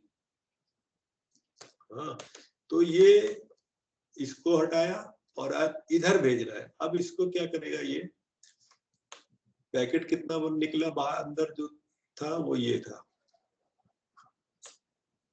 ये डेटा पोर्शन हो गया, और ये आपका H और ये A. अब राउटर क्या करेगा, इसको पहले ये डिसाइड कर लिया उसने कि पैकेट हमें H को भेजना है. डेस्टिनेशन नेक्स्ट हॉप जो है जहां भेजना है वो H है. देखिए R1 पे नेक्स्ट हॉप क्या थी, R2 थी. ठीक है, H फाइनल डेस्टिनेशन था, लेकिन R1 पे जब पैकेट आया तो नेक्स्ट हॉप R2 आई. तो हमेशा नेक्स्ट हॉप फाइंड आउट करना होता है. R2 will find the next hop at H. S नहीं, स्विच एक्चुअली कहीं डेस्टिनेशन में नहीं आता है. स्विच हमेशा केवल फॉरवर्ड कर देता है, और वो कहीं उसमें डेस्टिनेशन में हार्डवेयर एड्रेस स्विच का यूज नहीं होता है. पैकेट के अंदर स्विच का कोई हार्डवेयर एड्रेस यूज नहीं होता कभी. ओके, तो H पे पहुंचा. अब इसने लगाया इसके ऊपर क्या, सोर्स एड्रेस, सोर्स हो गया 1100. अब 1100 सोर्स हो गया, और डेस्टिनेशन क्या हो गया, H का H का हार्डवेयर कितना है 1300 ये. और इस पैकेट को ये यहाँ ट्रांसफर करेगा. अब पैकेट स्विच के पास आया. स्विच के पास एक टेबल रहती है कि भाई ये वाला पोर्ट है मान लीजिए P4, और ये पोर्ट है P1, और ये पोर्ट है P2, और ये पोर्ट है P. बस दो ही है, 3 पोर्ट है और बाकी भी होंगे. तो स्विच के पास टेबल रहेगी, उसमें रहेगा कि port P1 is connected to 1300. ये स्विच में, अब स्विच कैसे बनाता है टेबल वो एक अलग मसला है. तो स्विच के पास टेबल में ये रहेगा कि भाई अगर कोई पैकेट आ रहा है जिसका डेस्टिनेशन 1300 है तो उसको पोर्ट P1 पे ट्रांसफर कर दो. Okay, so switch when it receives this packet, तो स्विच हार्डवेयर, बाहर वाला जो ये हार्डवेयर एड्रेस है, फिजिकल एड्रेस, इस पे काम करता है। स्विच अंदर आईपी एड्रेस पे काम नहीं करता। So switch now what it do, S2 it checks कि destination 1300 है, so switch transfer the packet to this site. So now packet reaches here, और इसके बाद ये डेटा है और ये आपका A से आया है और ये H पे पहुंच गया। ओके, अब यहाँ पे ये H पे पहुंच गया पैकेट, तो अब ये पोर्शन यहाँ हट जाएगा और जो डेटा पोर्शन है ये फिर ऊपर यूज होगा, फाइनली यहाँ आ रहा है। So this is how, like you can see during the transmission of the packet, जो IP एड्रेस है या नेटवर्क एड्रेस है या इसको लॉजिकल एड्रेस भी बोलते हैं, तो IP एड्रेस या लॉजिकल एड्रेस या नेटवर्क एड्रेस, तो ये एड्रेस चेंज नहीं होता है। A से चला था और डेस्टिनेशन H था, तो ये अंदर वही रहा, बट जो हार्डवेयर एड्रेस है, on each step hardware address change. A से R1 तक गया तो हार्डवेयर एड्रेस 500 और 1000 था। When packet moved from R1 to R2, the hardware address was 1000 and 1100. When packet moved from R2 to H, the hardware address changed, source का 1100 और destination का 1300। ठीक है ना, तो हार्डवेयर एड्रेस हर स्टेप पे चेंज होता रहता है।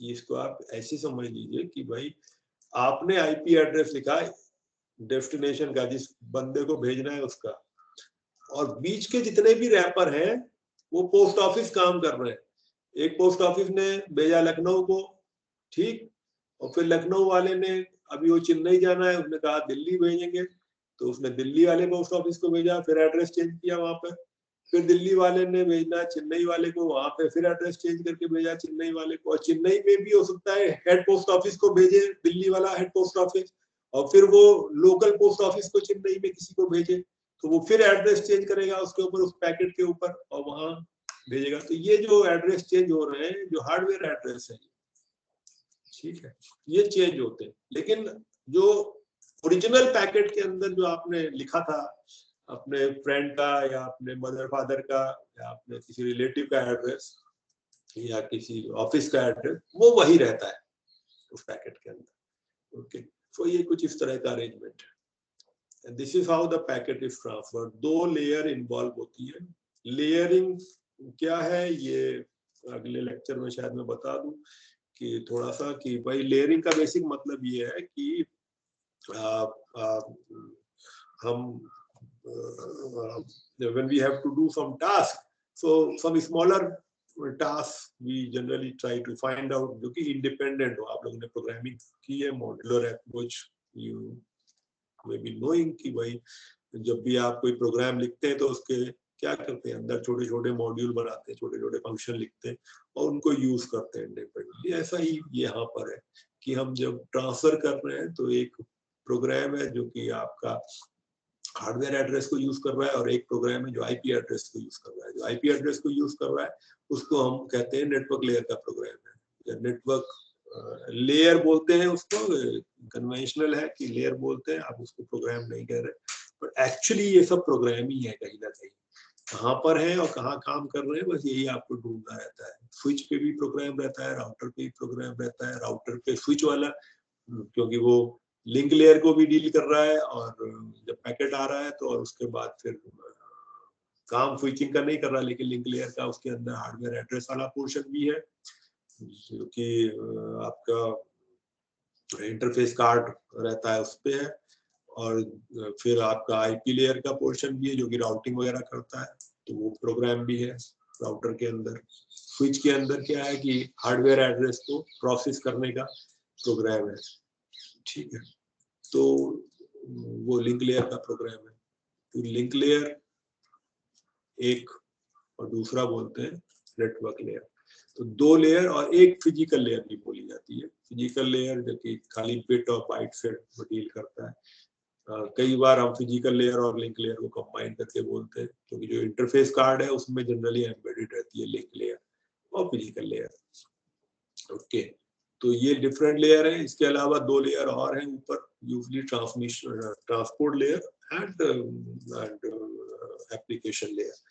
ओके, तो एप्लीकेशन लेयर और ट्रांसपोर्ट लेयर जो कि आप लोग जो है जितना यूज करते हैं, आपने जो HTTP यूज कर रहे हैं, वर्ल्ड वाइड वेब, WWW है ना, वो एप्लीकेशन लेयर की प्रोटोकॉल है। प्रोटोकॉल एक और टर्म है जो उसका मतलब है कि जब दो एंटिटी कम्युनिकेट कर रही है तो they follow a particular set of rules. So protocol define दो सेट ऑफ रूल्स जो कि फॉलो करने हैं दोनों को, जिससे कि मैसेज जो भेजा गया है वो दूसरे आदमी को समझ में आ सके।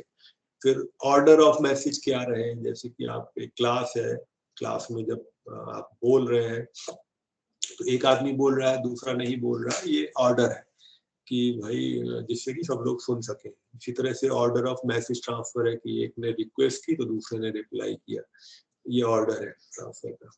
और एक प्रोटोकॉल में डिफाइन होता है कि एक्शन, जब भी आपका पैकेट रिसीव हुआ तो क्या एक्शन लेना है, what action should be taken. Transmit करना है पैकेट तो, या मैसेज जब पैकेट रिसीव हुआ तो फिर उसको कैसे कन्वर्ट करें मैसेज में, क्या एक्शन लेना है, कहाँ ट्रांसफर करना है, मशीन के ऊपर जाने के बाद भी कहाँ ट्रांसफर करना है। तो प्रोटोकॉल में ये डिफाइन होता है कि फॉर्मेट क्या रहेगा मैसेज का, ऑर्डर क्या रहेगा जब आप कम्युनिकेट करेंगे, और एक्शन क्या होगा। ये तो तीनों चीजें प्रोटोकॉल में डिफाइन होती हैं। तो protocol is another term which we will be using frequently in the network, in computer network, and in fact you will find that finally it's a study of different type of protocols. Okay, यहाँ पे भी जो मैं बात कर रहा हूँ link layer, IP layer, तो IP is itself a protocol, उसका नाम ही है आईपी, जितनी देर से बोल रहा हूँ उसका नाम ही है इंटरनेट प्रोटोकॉल। जो आईपी है हम लोग बोलते हैं आईपी एड्रेस बोलते हैं, तो वो आईपी नाम ही है उसका, इंटरनेट प्रोटोकॉल। ओके, तो protocol is that term which we will be frequently using. Okay, so this is how the packet is actually transferred, which uses basically two protocols, link layer and network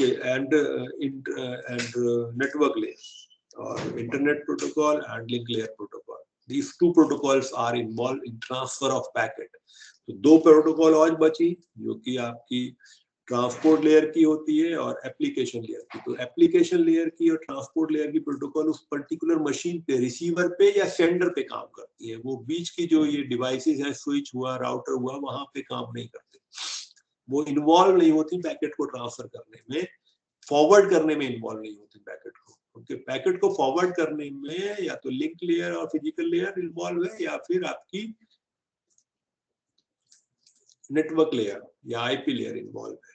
okay, एक बार packet पहुंच गया, source पे है या तो packet, या destination पे पहुंच गया, हाँ, तब आपकी ट्रांसपोर्ट लेयर और एप्लीकेशन लेयर की प्रोटोकॉल इन्वॉल्व होती है, यूज होती है। ओके, तो ये प्रोटोकॉल के बारे में थोड़ा और डिटेल में अलग अलग लेयर्स का अगले वाले लेक्चर में हम लोग फिर से देखेंगे एक बार। ओके, तो कुछ और दो एक टर्म है उनको भी कल देख लेंगे अगले लेक्चर में। थोड़ा सर्किट स्विचिंग, पैकेट स्विचिंग मैंने आपको बता ही दिया। प्रोटोकॉल से जुड़ा हुआ एक टर्म और भी है, तो आपने देखा कि अगले वाले ले जाऊं तो ये, खैर ये यही रहने दो, क्योंकि अगर किसी को कुछ पूछना है तो आसानी से हो जाए। एक तो ये हुआ प्रोटोकॉल, है ना। दूसरा एक टर्म जुड़ा हुआ है जिसको हम बोलते हैं RFC। इसका नाम है request for comment. RFC is a detailed specification of the protocol. जैसे IP है, तो इंटरनेट प्रोटोकॉल बोलते हैं इसको, आईपी। तो आईपी प्रोटोकॉल है। आईपी का अगर आपको डिटेल एक्सप्लेनेशन देखना है तो आईपी के लिए एक पर्टिकुलर आरएफसी है। आरएफसी एक नंबर, इंटीजर नंबर रहता है डिफरेंट आरएफसी का। हाँ? तो आरएफसी का एक पर्टिकुलर नंबर है आईपी के लिए, उस एक नंबर, और उसके अलावा फिर उनके मॉडिफिकेशन होते रहते हैं, तो वो डिफरेंट नंबर्स रहते हैं आपका। तो RFC is known as request for comment, which is actually the detailed specification of a particular protocol. Okay, so whatever we will be talking about the protocol, that is somewhere going to be defined inside the RFC. TCP/IP TCP/IP जो हम लोग basically पढ़ेंगे, main framework जो हम लोग पढ़ेंगे basically, वो RFC से कनेक्टेड है। और एक स्पेसिफिकेशन और है, जनरली वो लिंक लेयर और उनका पे ज्यादातर पॉपुलर है, वो है आपके IEEE के specification, which is 802 point something। Okay, तो ये लिंक लेयर के प्रोटोकॉल्स के कुछ स्पेसिफिकेशन। तो दो ये स्टैंडर्ड है। RFC जो है वो डिफाइन होती है, जो जैसे IEEE एक बॉडी है, उसी तरह की बॉडी है इंटरनेट इंजीनियरिंग टास्क फोर्स। तो RFC को डिफाइन करना, मेंटेन करना का काम इंटरनेट इंजीनियरिंग टास्क फोर्स करता है। ओके, TCP की भी एक RFC है, IP की भी है, और बहुत सारी चीजों की RFC है। ओके, सो ये RFC है, और internet engineering task force organization है विच मेंटेन्स द RFCs और विच इज स्टैंडर्डाइजेशन करने में। तो जब भी कोई आप प्रोडक्ट देखेंगे नेटवर्क से रिलेटेड, चाहे आप स्विच देखेंगे, राउटर देखेंगे, या एक्सेस पॉइंट देखेंगे, या कुछ और नेटवर्किंग प्रोडक्ट देखेंगे, जब भी कोई, तो वो क्लेम करते हैं कि हम ये RFC सपोर्ट करते हैं, क्योंकि RFC जो है वो स्टैंडर्ड है। हाँ, या हम ये 802.11 सपोर्ट करते हैं, 802.3 सपोर्ट करते हैं, ये स्टैंडर्ड सपोर्ट करते हैं। ओके, तो जनरली RFC के फॉर्म में वो स्पेसिफाई किए रहेंगे ये हम सपोर्ट करते हैं। Okay, which means that they are providing they are implementing those RFCs, okay, which are used to communicate with other machines। क्या है कि एक स्टैंडर्ड आपने बनाया और दो लोग उसको फॉलो कर रहे हैं, तो दोनों को ये समझ में आ जाएगा, इसने भेजा तो उधर दूसरे वाले को समझ में आ जाएगा कि क्या भेजा है भाई। ठीक है, इसलिए डिफाइन करना पड़ता है स्टैंडर्ड जब आप कम्युनिकेट कर रहे हैं। लैंग्वेज इसीलिए डिफाइन करनी पड़ती है ना, हम लोग लैंग्वेज में बात कर रहे हैं, इसीलिए स्टैंडर्डाइजेशन करना पड़ता है लैंग्वेज का। अगर कोई वर्ड लिखा तो दूसरे आदमी को उसने बोला, तो दूसरे को समझ में आ जाए कि भाई आपने बोला क्या है, what you are saying, you should be able to know. तो यही सिंपल आइडिया यहाँ पे भी है नेटवर्किंग में। मशीन का कम्युनिकेशन है, तो मशीन के लिए स्पेसिफिकेशन फिक्स किए गए हैं RFC के फॉर्म में, और कुछ IEEE के स्टैंडर्ड लिंक लेयर के स्पेशली, जो कि ज्यादा पॉपुलर है, और बाकी TCP/IP के RFCs में है। तो ये कुछ टर्मिनोलॉजी थी, पैकेट ट्रांसफर का कुछ आइडिया था छोटा सा, थोड़ा सा। हम लोग ज्यादातर बात करेंगे पूरे नेटवर्किंग में पैकेट ट्रांसफर की। अब बताइए, किसी को कोई क्वेश्चन हो तो बताएं।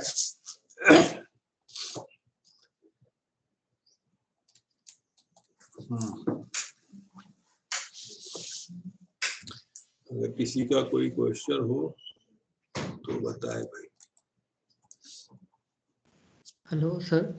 हाँ बताओ बेटा। सर जस्ट फॉर ऐसे ही पूछ रहा हूँ सर, जैसे सर बहुत सारे मैन्युफैक्चर्ड लाइक राउटर में बनाते हैं और लैपटॉप भी बनाते हैं, तो आई मीन उनमें यूनिक IP एड्रेस को कैसे मेंटेन करते हैं वो?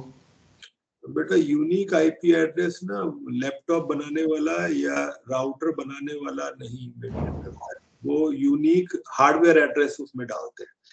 हार्डवेयर एड्रेस क्या होता है कि वो जो आपने EEPROM पढ़ी होगी ना, जो ROM होती है उसका एक अगर आप उसको प्रोग्राम कर सकते हैं और इरेज भी कर सकते हैं, इरेजेबल प्रोग्रामेबल फ्रॉम जो रहती है, तो इप्रोम जो आपका इंटरफेस कार्ड है वहां पे रहती है, उसमें उसको एम्बेड कर देते हैं हार्डवेयर एड्रेस को। तो हार्डवेयर एड्रेस यूनिक रहता है over the machine. IP address भी यूनिक होता है ओवर द इंटरनेट, लेकिन आईपी एड्रेस एलोकेशन का काम जो मैन्युफैक्चरर है वो नहीं करते हैं। आईपी एड्रेस को जो मैनेज किया जाता है वो अलग बॉडी है, वो आईपी एड्रेस का एलोकेशन करती है। आपकी जितनी आईएसपीज हैं बड़ी बड़ी, उनको एक ब्लॉक एलोकेट कर देते हैं, और उस ब्लॉक में से वो जो सब्सक्राइब जब आप मांगने जाते हैं तो वो सब्सक्राइबर आपको एक आईपी एड्रेस देगा। अब आईपी एड्रेस में भी कॉन्सेप्ट आजकल ज्यादातर, क्योंकि IPv6 वाले में तो ठीक है, आपको IPv6 में भी वो कॉन्सेप्ट यूज हो रहा है। IPv4 में जनरली जब आप मांगने जाएंगे तो आईपी एड्रेस सब्सक्राइब, अगर आप एक सिंगल ऑर्गेनाइजेशन, मतलब अगर आप एक सिंगल सब्सक्राइबर है तो आपको कभी भी पब्लिक आईपी एड्रेस नहीं देंगे। इवन MNIT को मुश्किल से हमारे पास आई थिंक 64 BSNL के हैं और 16 NKN के हैं, तो 64 + 16 80 आईपी एड्रेसेस हैं केवल, जो जिसे हम बोलते हैं पब्लिक आईपी एड्रेस है। ओके, वो हमको NKN जो कि सर्विस प्रोवाइडर है तो उससे लिए, और उसने कहाँ से लिए, एक सेंट्रल बॉडी है जहां से वो लोग ऑब्टेन करते हैं आईपी एड्रेस का ब्लॉक। ठीक है, तो अब हमको आईपी एड्रेस एलोकेट कर दिया, ऑर्गेनाइजेशन को दे दिया, पब्लिक है और बाकी प्राइवेट आईपी एड्रेस होते हैं। ये कॉन्सेप्ट है पब्लिक आईपी एड्रेस का और प्राइवेट आईपी एड्रेस का। तो generally organization private IP use करती है अपने लैन में इंटरनल कम्युनिकेशन के लिए। The moment they go to the internet they have to use a public IP address. ठीक, और पब्लिक आईपी एड्रेस आपको प्रोवाइड कर दिया, फिर आप अपनी किसी भी मशीन पे उस पब्लिक आईपी एड्रेस को डाल सकते हैं, उसको आप डायनेमिकली चेंज कर सकते हैं। आप अपनी मशीन पे देख रहे हैं ना, हमने कहा कि भाई अच्छा इस पर्टिकुलर हॉस्टल में इस रेंज का आईपी एड्रेस आप यूज कर सकते हैं। इस रूम में हमने किया वो आपके लिए सर्विस प्रोवाइडर कौन हो गया, MNIT हो गया, कि MNIT के हॉस्टल में यूज हो रहा है एड्रेस। अब MNIT में जो भी एडमिनिस्ट्रेटर है उसने फिक्स किया कि भाई इस हॉस्टल में ये रेंज यूज होगी, उस रेंज में फिर रूम वाइज डिसाइड कर दिया कि आप ये वाले एड्रेस यूज कर सकते हैं। तो वो उस सेंस में यूनिक इस सेंस में हुआ कि वो एलोकेट हुआ, और फिर एलोकेट होने के बाद वो मशीन पे आप आईपी एड्रेस को आप डायनेमिकली चेंज कर सकते हैं। डायनेमिकली करने का मतलब है कि आप यहाँ पे हैं, कल को आप अपना लैपटॉप लेके MNIT में के हॉस्टल में आ गए तो आप दूसरा आईपी एड्रेस डाल लीजिए। जब आप वहाँ पे अपने घर पे हैं तो जो आईपी एड्रेस आपको मिल रहा होगा वो आपने जहाँ से सब्सक्रिप्शन लिया होगा, जिस कंपनी से आपने अपने यहाँ इंटरनेट का कनेक्शन लिया होगा, वो देगा है, और वो भी आपको प्राइवेट आईपी देगा। जनरली देखिएगा या तो 10 पॉइंट समथिंग होगा एड्रेस, वो प्राइवेट आईपी का रेंज है, या जैसे MNIT में हम लोग 172.31 यूज करते हैं, तो 172.16 से लेके 31 तक वो प्राइवेट आईपी का रेंज है। और तीसरा एक जनरली यूज होता है वो है 192.168, तो 192.168 वाला ये भी प्राइवेट आईपी है। तो आपके घर पे जितने भी कंपनी ने, जिस कंपनी ने भी इंटरनेट प्रोवाइड किया होगा, आप देखिएगा अपनी मशीन में कभी भी या तो इन तीन में से ही कोई एक रेंज होगी, वो प्राइवेट आईपी है। फिर क्या करता है, आपका पैकेट जब उस कंपनी के मशीन पे जाता है, अब उसे इंटरनेट पे जब भेजना होता है तो वो कन्वर्ट कर देता है। जो हम लोग यहाँ पे प्रॉक्सी यूज करते हैं, वहां पे वो एक मशीन यूज कर, एक दूसरा जनरली दो चीजें यूज होती है। एक को बोलते हैं हम नेटवर्क एड्रेस ट्रांसलेटर, जो कि प्राइवेट आईपी को पब्लिक आईपी में कन्वर्ट कर देता है जब पैकेट इंटरनेट पे जाता है, या प्रॉक्सी भी यही काम करता है, वो प्राइवेट आईपी को पब्लिक आईपी में कन्वर्ट कर देता है जब भी पैकेट को हम इंटरनेट पे भेजते हैं। तो दैट या तो जनरली कंपनियां जो है वो नेट यूज करती है, MNIT हम लोग प्रॉक्सी यूज करते हैं। ओके, तो वो एक मशीन सभी लोग यूज करते हैं। तो आपको जो फाइनली मिलेगा एज ए सब्सक्राइबर वो जनरली प्राइवेट आईपी रहेगा। और IPv ऐसा नहीं है कि IPv4 में यूज करते हैं प्राइवेट IP, हम IPv6 में भी प्राइवेट IP यूज करने का कॉन्सेप्ट है। उसका रीजन ये है कि प्राइवेट IP यूज होने से सिक्योरिटी बढ़ जाती है। कोई भी बाहर वाला आदमी आपकी मशीन तक पहुंच ही नहीं पाएगा, वो ज्यादा से ज्यादा पहुंच सकता है तो जो वो नेट है ना, नेटवर्क एड्रेस ट्रांसलेटर वाली मशीन, ज्यादा से ज्यादा वहां तक पहुंच सकता है, जब तक कि वो उस मशीन के अंदर ही ना घुस जाए। अगर वो उस मशीन के अंदर ही, ये हो सकता है कि कोई आदमी आपका IP बता दे, वो एक अलग बात है, क्योंकि जो मशीन होती है ना नेटवर्क एड्रेस ट्रांसलेटर वाली, या जो प्रॉक्सी होता है, वो क्वेरी का जवाब दे सकता है। अगर आपने कॉन्फ़िगर नहीं किया है, उसको मना नहीं किया है, तो वो अगर उससे कोई क्वेरी करेगा कि भाई आपके पास ये पैकेट किस IP पे जा रहा है, तो वो उसका जवाब दे के भेज देगा कि इस पे जा रहा है। तो वो आपका IP बता सकता है, प्राइवेट वाला भी, बाहर वाला कोई, कि आप ये वाला IP यूज कर रहे हैं। इसका ये मतलब नहीं है कि वो आपकी मशीन तक पहुंच गया है, वो actually has reach to that machine which is either network address translator or a proxy. उस मशीन तक वो क्वेरी कर रहा है और वो मशीन उसको जवाब दे देती है, बस इतना ही होता है। आपकी मशीन तक वो केवल तभी पहुंच पाएगा when he is able to move into that network address translator or the proxy machine. If it reach to that machine, then it can come to your machine, क्योंकि प्राइवेट IP का packet जो है वो internet पे transfer नहीं होता। ठीक है, तो IP एड्रेस मशीन को यूनिकली तो प्रोवाइड होता है, हाँ, पब्लिक IP एड्रेस यूनिकली तो प्रोवाइड होता है, लेकिन वो ऑर्गेनाइजेशंस के थ्रू है, ISPs के थ्रू है। ठीक, और जो हार्डवेयर एड्रेस है वो लैपटॉप में आपके या मशीन में वो इंटरफेस कार्ड में बर्न कर दिया जाता है। बर्न मुझे नहीं यूज करना चाहिए टर्म, क्योंकि बर्न का मतलब है कि वो परमानेंटली हो जाए, परमानेंटली नहीं होता। रोम अगर है खाली तो परमानेंटली होता है, लेकिन वो ईप्रोम होती है, उसको आप चेंज कर सकते हैं प्रोग्राम, लेकिन उसका स्पेशल प्रोसीजर है। जनरली आप जैसे IP एड्रेस चेंज कर सकते हैं, ऐसे हार्डवेयर एड्रेस चेंज नहीं कर सकते। उसको चेंज करने के लिए एक स्पेशल प्रोसीजर है, उसी से होता है, वो बनना नहीं होता। तो यूनिक IP एड्रेस वो ISPs के थ्रू होता है और उसको आप चेंज कर सकते हैं आसानी से। हार्डवेयर एड्रेस वो मशीन जब मैन्युफैक्चर होती है, उसमें जो इंटरफेस कार्ड लगाया उसमें एम्बेड कर देते हैं, वो उसमें यूनिक रहता है। ये है। और IP, जब भी मशीन को आप IP एड्रेस प्रोवाइड करते हैं तो वो एक्चुअली हार्डवेयर एड्रेस पे मैप हो जाता है। जब भी आपको अगर देखना है कि आपकी मशीन के ऊपर क्या हार्डवेयर एड्रेस है और क्या IP एड्रेस है, तो अगर आप लिनक्स पे है तो इफ कॉन्फिग कमांड लिखिए, आपको बता देगा कि ये हार्डवेयर एड्रेस है, ये IP है। तो IP एड्रेस जो है उस इंटरफेस कार्ड के हार्डवेयर एड्रेस पे मैप हो जाता है, राइट। विंडोज में इफ कॉन्फिग लिनक्स में रहती है, विंडोज में IP config. Go on terminal पे जाके IP कॉन्फिग लिखिए तो आपको आई थिंक हार्डवेयर एड्रेस भी बता देगा।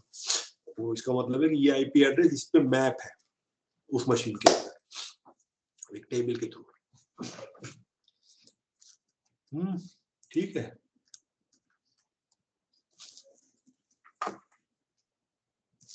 और कुछ? Okay sir. ठीक है, चलो फिर बंद करते हैं बेटा। अगर किसी का क्वेश्चन हो तो पूछ सकता है, वरना फिर हम बंद करते हैं। ठीक, फिर ठीक है सर, ठीक।